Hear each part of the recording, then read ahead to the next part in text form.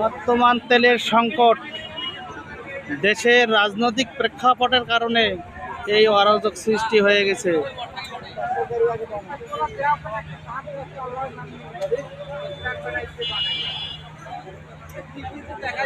হাজার হাজার লোকজন তেলের জন্য অপেক্ষা করতেছে। বন্ধুরা দেখতেই পাচ্ছেন এই সরকার কি পদক্ষেপ নিচ্ছে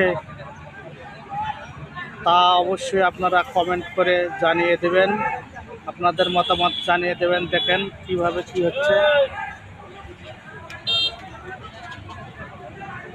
সাধারণ জনগণ যদি এইভাবে তেল নেওয়ার জন্য পাম্পে ধর্ণা দিয়ে বসে থাকে, তাহলে তারা তাদের কর্মস্থলে কিভাবে কাজ করবে আপনারা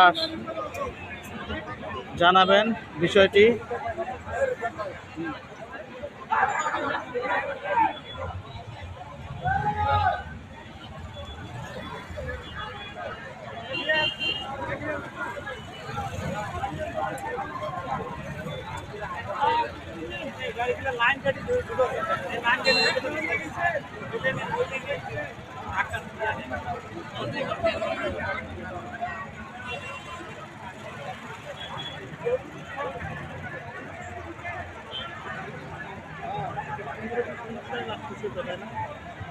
আধা ঘন্টা লাগতেছে না? আধা ঘন্টা? হ্যাঁ, আধা ঘন্টারও বেশি লাগতেছে। এভাবে কয়দিন তেল নেবে মানুষ বলেন?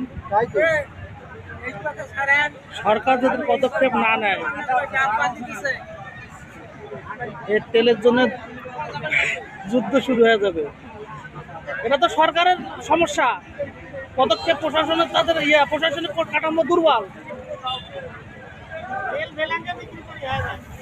এই খালেদা জিয়ার আমলে হয়েছিল সারের সংকট, দেখেন রেট বেটা এসে তেলের সংকট। কি মনে হয়? আমার মনে হচ্ছে কি তেলটা আমাদের বাংলাদেশে উৎপাদন, এটা একটা সিন্ডিকেট, ঠিক আছে? এটা তো রাজনৈতিক সিন্ডিকেট, অবশ্যই মনে করতে হবে যে রাজনৈতিক সিন্ডিকেট। সাধারণ পাবলিক কেন তেলের জন্য বসে থাকবে?